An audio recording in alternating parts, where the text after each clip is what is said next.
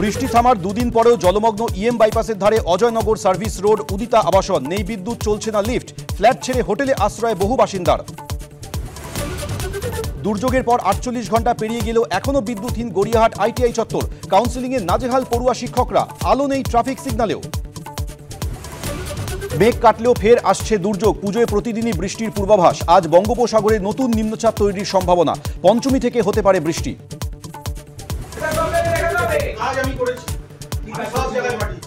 খানাকুলে BDO অফিসে ঢুকে BJP বিধায়কের হুমকি।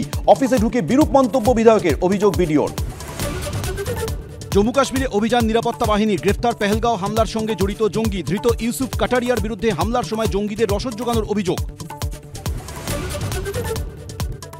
শারদোৎসবে সুরে সুরে কথার কেরামতি। পুজো র‍্যাপ দুপুর ১:৩০টায়। করুক মাথা থিম থিম দিনভর। প্রতিমা থেকে মণ্ডপে নজর কাড়ল কারা?